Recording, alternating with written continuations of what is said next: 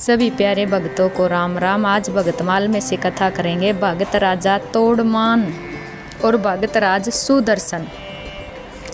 चंद्रवंश में सुवीर नाम से प्रसिद्ध एक राजा हो गए। दक्षिण भारत के नारायणपुर में उनकी राजधानी थी।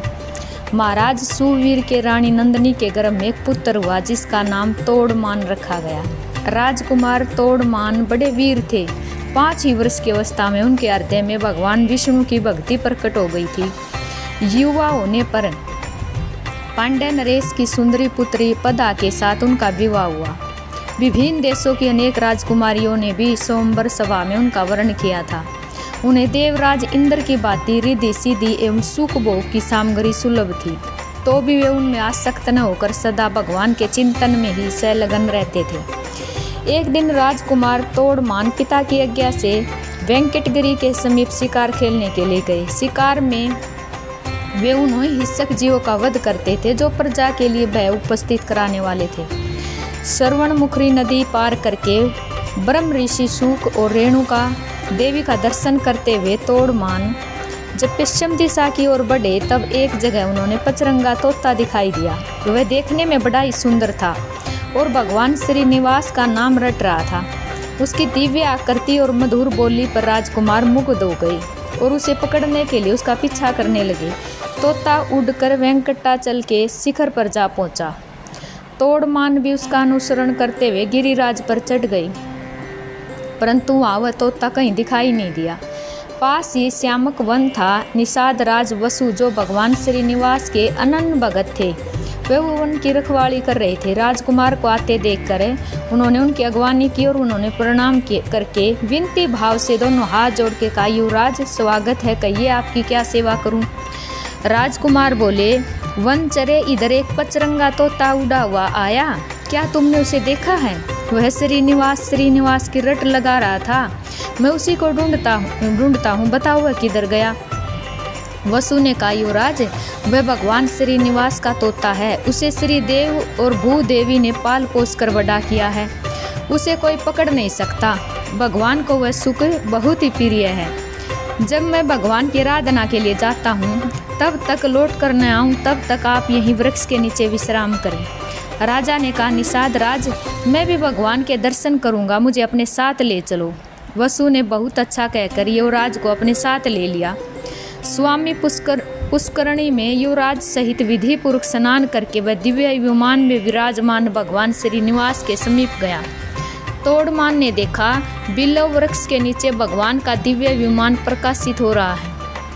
उसके भीतर भगवान श्रीनिवास विराज रहे हैं। परम सुंदरी श्रीदेवी और भूदेवी उनकी सेवा में संलग्न हैं।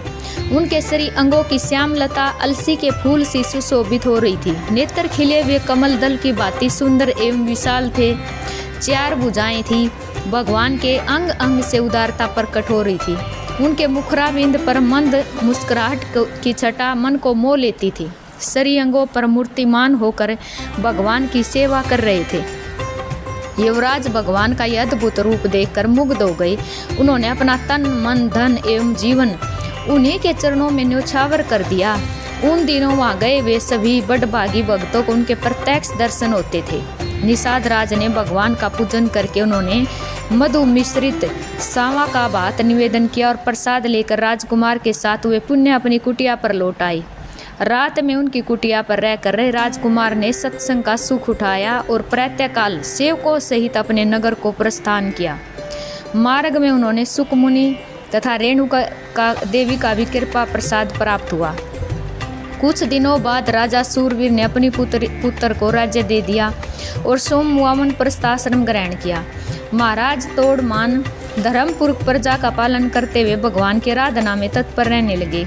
एक दिन निषाद राज वसु राज द्वार पर उपस्थित हुआ। सूचना पाकर महाराज ने उन्होंने दरबार में बुलाया और स्वागत सत्कार करके पूछा, निषाद राज कैसे पधारे हो? वसु ने कहा, राजन मैंने वन में एक बड़े आश्चर्य की बात देखी। रात में एक सफेद रंग का वारहा आकर मेरा सामा चरने लगा। यह देखकर मैंने हाथ में धनुष लेकर उसका पीछा किया। वारहा मुझे देखते ही हवा हो गया। मैंने भी पीछा नहीं छोड़ा। स्वामी पुष्करणी के तट पर जाकर वह वारहा एक बोम्बी में घुस गया। तब मैं क्रोध में आकर उस बोम्बी को ही खोदने लगा। इतने में ही मूर्छित होकर गिर पड़ा। उसी समय मेरा पुत्र भी वहां पहुंचा। मुझे मूर्छित देखकर वह भगवान मधुसूदन की स्तुति करने लगा। तब भगवान वारा का मुझ में आवेश हुआ। उन्होंने मेरे पुत्र से कहा, निषाद राज वसु, शीघ्र ही महाराज तोड़मान के पास जाकर मेरा सारा वृत्तांत उनसे कहें। राजा काली गौ के दूध से मेरा अभिषेक करते हुए इस वाल्मीकि को धो डाले। इसके भीतर एक सुंदर शिला प्राप्त होगी, उसे लेकर शिल्पी द्वार मेरे वाराह मूर्ति का निर्माण कराएं, जिससे मैं भूमि देवी को अपने बाएं अंक में लेकर खड़ा हूँ। मूर्ति तैयार हो जाने पर बड़े बड़े मुनीश्वर और वेखानस महात्माओं द्वारा उसकी स्थापना करा के स्वयं तोड़मान भी उसकी पूजा करे। यूँ कहकर भगवान वारा ने मुझे छोड़ दिया। तब मैं पूर्ववत स्वस्थ हो गया और देवादिदेव भगवान वारा आपसे क्या कराना चाहते हैं यह बतलाने के लिए मैं आपकी सेवा में उपस्थित हुआ हूँ। राजा ने भगवान की आज्ञा को बड़ी प्रसन्नता के साथ सिरोधार्य किया। ग्वालों को आज्ञा दे दी कि मेरे यहाँ जितनी भी काली और कपिला गोएं हैं उन सब को वे कंटाचल पर ले चलो। मंत्रियों का आदेश मिला, कल ही यात्रा करनी है, इसकी समुचित व्यवस्था की जाए। तदंतर तोड़मान अंतपुर में गए और सब रानियों में वारा भगवान का वह आदेश सुनाकर रात में वहीं सोई। सोपन में भगवान श्रीनिवास ने उन्होंने बिल का मार्ग दिखलाया और राजद्वार से लेकर बिल के समीप तक पलवे बिछा दिए। सवेरे उठने पर राजा ने अपना सोपन लोगों पर प्रकट किया और द्वार पर बिछे हुए पलवे यहाँ प्रत्यक्ष दिखाई दिए। महाराज ने शुभ मुहूर्त में यात्रा की और बिल के समीप पहुंचकर वहाँ एक सुंदर नगर बसाया। भगवान के आदेश के अनुसार उन्होंने मूर्ति निर्माण, प्रतिष्ठा और पूजन का कार्य बड़ी धूमधाम से संपन्न किया। वे प्रतिदिन बिल के मार्ग से आकर भगवान को प्रणाम करते और लौट जाते। एक दिन राजा के यहाँ एक ब्राह्मण देवता अपनी पत्नी के साथ पधारे और इसी प्रकार बोले, महाराज मैं वशिष्ठ कुल में उत्पन्न सामवेदी ब्राह्मण हूँ, मेरा नाम वीर शर्मा है। हम दोनों दंपति घर से तीर्थ यात्रा के लिए निकले हैं, परंतु गर्भवती होने के कारण मेरी पत्नी इसे चला नहीं जाता, अतः आप इसे अंतपुर में रखकर तब तक इसकी रक्षा करें जब तक मैं तीर्थ यात्रा से लौट न आऊँ। राजा ने तथास्तु कहकर उसकी रक्षा का भार ले लिया। ब्राह्मण देवता निश्चित होकर चले गए। महाराज ने सेवकों को आज्ञा देकर ब्राह्मणी के लिए अंतपुर में एक एकांत गृह की व्यवस्था करा दी और एक बार 6 महीने के लिए अन्न दिलवा दिया।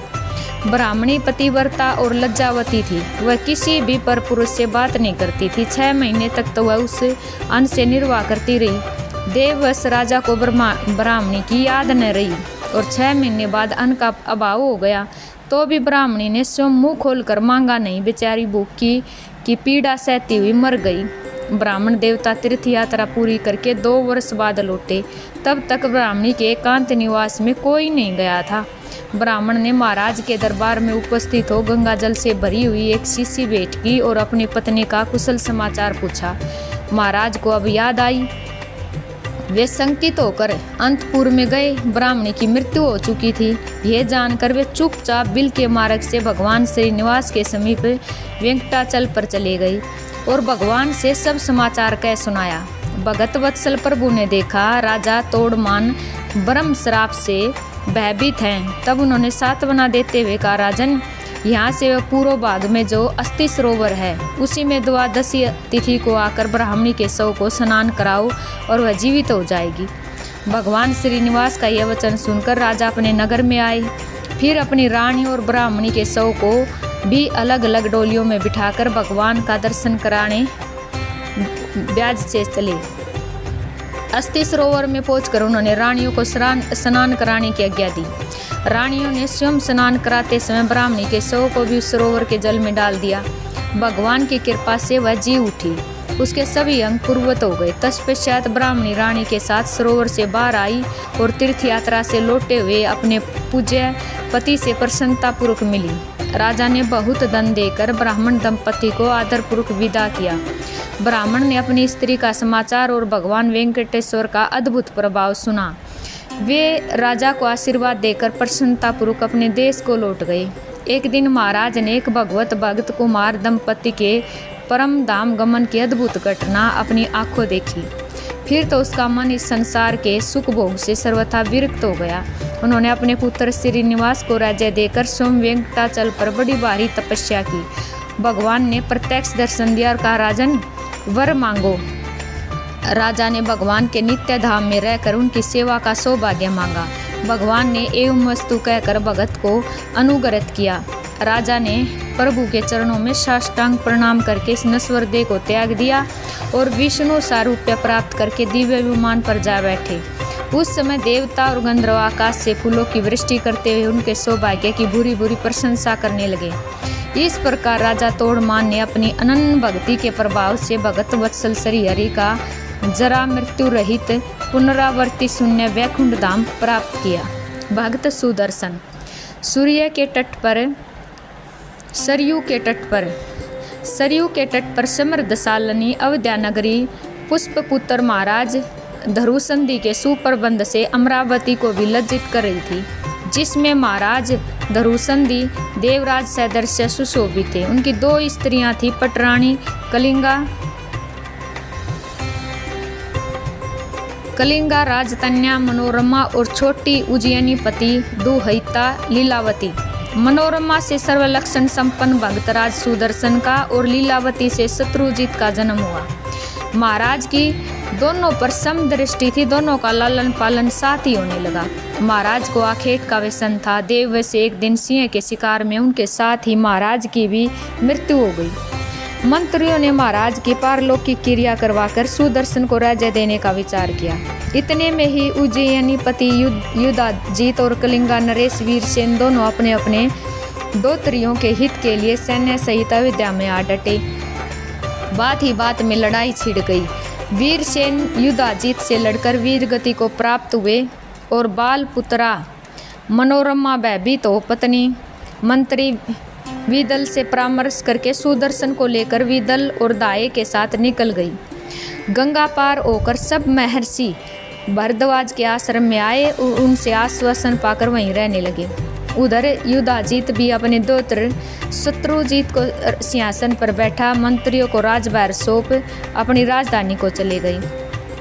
मार्ग में दूत मुख से सुदर्शन को मुनि के आश्रम में जाकर उसे मारने के लिए आश्रम में आए, किंतु मुनि के प्रभाव से उन्होंने वहां से निराश लौटना पड़ा।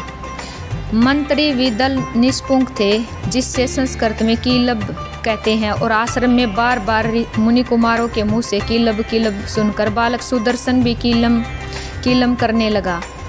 पूर्व पुण्य के उदय से वही अभ्यास रूप में परिणित हो गया। इस तरह बाल भगत सुदर्शन सोते जागते खाते पीते वहीं कीलम रटने लगा। लीलामय की लीला जगदम्बा की महिमा कुछ ही दिनों में उस अबोध बालक के निरंतर स्मरण से प्रभावित होकर जगत जननी सोपन में दर्शन देकर बीज को शुद्ध कर गई। अब तो वह भगत बालक सुदर्शन अनुक्षण कीलम मंत्र में लीन रहने लगा। महर्षि भारद्वाज की अनुकंपा से उसके क्षत्रियोचित उपनयन आदि संस्कार भी समय पर संपन्न हुए। अस्त्र शस्त्र विदाएं भी देवी की दया और महर्षि के स्वरूप उद्योग से मानव सोम में उपस्थित हो गई। वन में खेलने के समय अक्षय तरुण के साथ दिव्य धनुष पड़ा हुआ मिला और उसी समय निषाद राज बल सुसज्जित रथ लेकर उपस्थित हुआ और भगतराज से मित्रता जोड़ गया। क्यों न हो, उन्हीं का देश में सम्मान होता है, उन्हीं को धन की प्राप्ति होती है, उन्हीं को यश मिलता है, उन्हीं के धर्म आदि पुरुषार्थ अविकल रूप से सिद्ध होते हैं। वे ही धन्य हैं और वे ही पुत्र भरतय एवं पत्नी आदि से संपन्न रहते हैं, जिन पर ऐश्वर्य दात्री आप प्रसन्न होती है। परंतु इतने में ही माँ को संतोष कहाँ। ऐसे ही अनन्य भक्तों के लिए उनका वचन है, योग अक्षेम व हयम है। फिर तो भक्तराज के विवाह की तैयारी होने लगी। काशीराज सुबाहु की कन्या शशिकला महाविदुषी और भक्तिमयी थी। सोपन में सुदर्शन को दिखाकर माँ ने उससे कहा, मेरे भक्त सुदर्शन को तू वरण कर। सुंदरी, तुम सुदर्शन को वरण रूप में स्वीकार करो, यह मेरा भक्त है और यही तुम्हारी संपूर्ण कामना को पूर्ण करेगा। शशिकला प्रमुदित हो उसी समय भक्त सुदर्शन को मनसा वरण कर चुकी और पुत्री के रोकने पर भी महाराज सुबाहु वनवासी सुदर्शन को कन्या नहीं देंगे, यही निश्चय करके स्वयंवर की तैयारी करने लगी। सुदर्शन को आमंत्रण भी नहीं किया गया। यह सब देखकर सुनकर दुखित हो शशिकला ने एक ब्राह्मण को स्वांद देकर भारद्वाज आश्रम भेज दिया। धीरे धीरे स्वयंवर में भी आने वाले नरपतियों से काशी मुखरित हो उठी अपने देवत्री के साथ युधाजित भी पधारे और उधर माँ का स्मरण करके माँ को साथ लेकर ऋषियों से आशीर्वाद ग्रहण करके भक्तराज सुदर्शन भी स्वयंवर देखने काशी आए। सबका यथोचित सत्कार किया गया। अब राजाओं के बीच में भक्तराज की चर्चा चली। किसी ने कहा, सुनते हैं सुदर्शन भी अपनी माँ के साथ स्वयंवर देखने आया, कन्या भी उसी को वरण करेगी। युधाजित जल उठा। सुबाहु बुलाए गए। उसका क्या अभीष्ट है? आप किसे कन्या देना चाहते हैं? यही उनसे पूछा गया। लड़की कहती है, मैं तो सुदर्शन को वर चुकी हूँ, मुझे समझाने पर भी नहीं मानती। सुबाहु का छोटा सा उत्तर था। अब तो युधाजित की अद्भुत अवस्था थी। मैं सुबाहु सहित सुदर्शन को मारकर कन्या का हरण करके अपने दोत्र को दे दूंगा, नहीं तो कन्या को स्वयंवर में लाऊं। इस तरह युधाजित का प्रलाप सुन अन्य राजाओं ने एकांत में सुदर्शन को बुलाया। सबने कहा, युधाजित तुमको मारना चाहता है, हम लोगों को दया आई से हम तुम्हें बुलाया है, तुम स्वयंवर में बिना सैन्य के क्यों आए? अब तुम्हारी क्या इच्छा है? इस पर भक्तराज ने यहाँ अपने निष्कपट हृदय को खोल दिया। राजाओं, मेरे पास न सैन्य बल है, न मेरा कोई सहायक है, न कोष है, न दुर्ग का आश्रय है, न मित्र है, न हेतु है, न मेरे कोई रक्षक है। मैं तो स्वयंवर की चर्चा सुनकर उसे देखने की अभिलाषा से यहाँ चला आया हूँ। अवश्य ही मुझे सोपन में देवी भगवती की प्रेरणा हुई है और मैं आज और कुछ भी नहीं करना चाहता। मुझे तो जगदीश्वरी देवी ने कुछ कहा है और जो कुछ विधान मेरे लिए उन्होंने रचा है निस्संदेह वही होगा। हे जगदीश्वरो, संसार में आज मेरा कोई भी शत्रु नहीं, क्योंकि मुझे तो सर्वथा जगदम्बा भवानी के दर्शन होते हैं। राजकुमारों, जो कोई मेरे साथ शत्रुता करेगा उसका शासन तो महाविद्या ही करेगी। मैं तो जानता भी नहीं कि शत्रुता किसे कहते हैं। क्या ही विशुद्ध भाव है, कहीं छल कपट का गंध तक नहीं। जैसे हमारे प्रातः स्मरण श्री तुलसीदास जी विश्व को सिया राम में देखते थे, वैसे ही भक्तराज सुदर्शन निखिल चराचर में भवानी को ही देखते थे। राजाओं के पास से भक्तराज डेरे पर आई। प्रातःकाल स्वयंवर का कार्य आरंभ हुआ। शशिकला नहीं आई। सुबाहु समझाकर हार गई। आती कैसे वह भक्तराज का वर्ण जो कर चुकी थी, अब दूसरों के लिए स्थान कहाँ? पिता के अत्यंत आग्रह को देखकर शशिकला ने कहा, राजेंद्र, यदि तुम कायरतावश राजाओं से डरते हो तो मुझे सुदर्शन के हवाले करके नगर से बाहर छोड़ आओ। वे मुझे रथ पर चढ़ाकर तुम्हारी राजधानी से बाहर चले जाएंगे। इतने पर भी सुबाहु की चिंता नहीं गई। इस पर उसने कहा, राजेंद्र, आप चिंता न करें, मेरा सुदर्शन के साथ विधि पूर्वक विवाह करके मुझे उनके हाथ सौंप दे। भगवती चंडिका आपका और हमारा कल्याण करेगी। जिनके नाम उच्चारण से ही दुख राशि का नाश हो जाता है, उन्हीं पराशक्ति का स्मरण करके आलस्य रहित होकर कार्य कीजिए। अब सुबाहु के हृदय में विश्वास हो आया और कन्या के वचनानुसार राजाओं से जाकर वे बोले, आज आप लोग जाएं, कल सोमवार होगा। सब इस वचन को सत्य समझकर चले गए। इधर उसी रात सुदर्शन को बुलाकर विधिवत पाणी ग्रहण करा दिया गया। प्रातःकाल मंगलवाद सुनकर राजाओं ने समझा विवाह हो गया। युधाजित सैन्य काशी को घेर बैठे कि रास्ते में ही सुदर्शन को मारकर कन्या हरण किया जाए, और राजागण भी क्या होता है यह देखने के लिए ठहर गई। भगतराज स्त्रीक रथ पर बैठकर भरद्वाज आश्रम चले। सुबाहु भी जामाता की रक्षा के लिए अपने सैन्य सहित पीछे हो लिए। भगतराज के निर्भय होकर आते देखकर सब कोलाहल कर उठे। युधाजित शत्रुजित के साथ उसको मारने के लिए आगे आए। दोनों में युद्ध छिड़ गया, परंतु धर्म की ही विजय होती है, अधर्म की नहीं। भगतराज के स्मरण मात्र से जगत जनी दुर्गा सिंह पर सवार हो प्रकट हो गई। देखते ही भगतराज गदगद हो गए। अपने सेनापति से कहने लगे, निर्भय होकर आगे बढ़िए, सहायता के लिए माँ आ पहुँची है। जगदम्बा निश्चय ही मेरी सहायता करेगी। जगदम्बा का चरण चिंतन करने पर किसी प्रकार का संकट नहीं आ सकता। उधर श्री दुर्गा दर्शन से भयभीत अपने सैन्य को देखकर युधाजित शत्रुजित के साथ आगे बढ़ाए, किंतु हुआ वही जो होना था। माँ के शस्त्र से कटकर दोनों स्वर्गलोक सिधारे, दोनों ही छिन्न भिन्न हो गई। अब सुबाहु आगे आए और स्तुति के बाद उन्होंने वरदान मांगा, तुम्हारे चरणों में मेरी सदा सर्वदा अविचल एवं अटूट भक्ति हो माँ। तुम सदा मेरे लिए इस नगर में निवास करना चाहिए। दुर्गा देवी के नाम से तुम महाशक्ति यही विराजमान हो जाओ, और जिस प्रकार तुमने शत्रुओं से सुदर्शन की रक्षा की है और उसका बाल भी बांका नहीं हुआ, उसी प्रकार माँ तुम्हें इस वाराणसी नगरी की रक्षा करनी चाहिए। जब तक यह नगरी भूमंडल पर सुप्रतिष्ठित और सुस्थिर न हो जाए, जब तक हे दुर्गे, हे कृपा निधान देवी, तुम यही रहना चाहिए। इसी वरदान के कारण माँ अभी भी श्री दुर्गा के रूप में काशी की रक्षा कर रही है। अब भक्तराज सुदर्शन पुलकित होकर स्तुति करते करते कहने लगे, देवी बताओ मैं तुम्हारा कौन सा कार्य करूं, कहाँ जाऊं, शीघ्र अनुमति प्रदान करो। मैं स्वयं किविम कृत्व विमुढ़ हो रहा हूँ माता, तुम जैसे आज्ञा करो मैं यहाँ से चला जाऊं, ठहरूं अथवा स्वेच्छापूर्वक विचरूं। अब इनका तो अपना कुछ है ही नहीं, फिर क्यों नहीं पूछें कि मैं कहाँ जाएं, क्या करें। इस पर माँ ने कहा, महाभाग्यवान सुदर्शन, तुम अयोध्या जाकर अपनी कुल परंपरा के अनुकूल वहाँ का शासन करो। तुम मुझे सदा स्मरण करते रहना, यत्न के साथ मेरी पूजा उपासना करना। हे नृपश्रेष्ठ, मैं सदा तुम्हारा कल्याण करूँगी और तुम्हारे राज्य की रक्षा करूँगी इत्यादि उपदेश देकर माँ अंतरित हो गई। इसके बाद सब राजाओं ने भगतराज का आधिपत्य स्वीकार किया। वहाँ से आनंदपूर्वक वे अयोध्या आए। देखिए इनका हृदय। पहले सौतेली माँ के पास जाते हैं, प्रणाम करके कहते हैं, माँ मैं तुम्हारा सेवक हूँ, धर्मज्ञ, मेरे लिए जैसी माता मनोरमा वैसी ही तुम भी हो। मेरी दृष्टि में तुम दोनों के बीच में कोई अंतर नहीं। वन में रहते हुए मेरे चित्त को तनिक भी क्लेश नहीं हुआ, क्योंकि मैं सोचता था कि ये मेरे लिए किसी कर्म का फल है और यह भी जानता था कि उसका फल अवश्य भोगना होगा। उस समय मुझे कोई दुख नहीं था और आज धन की प्राप्ति हो जाने पर मुझे कोई सुख नहीं है। मेरे हृदय में न किसी से वैर है न डाह है। माता, इस पवित्र भारत भूमि में मनुष्य जन्म बड़ी कठिनता से मिलता है। आहार, निंद्रा, मैथुन आदि का सुख तो निश्चय ही सब योनियों में प्राप्त होता है।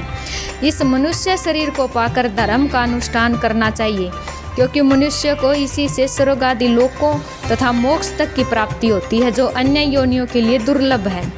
ऐसा उदारस्य भक्त अब कहाँ। इसके बाद पहले शरण सिंहासन पर माँ की मूर्ति स्थापित करके पीछे भगतराज उन्हीं का काम मानकर उन्हीं की आज्ञा से राज सिंहासन पर विराजे, और अभी भी कौशल्या देश में अंबिका देवी के नाम से माँ विद्यमान है।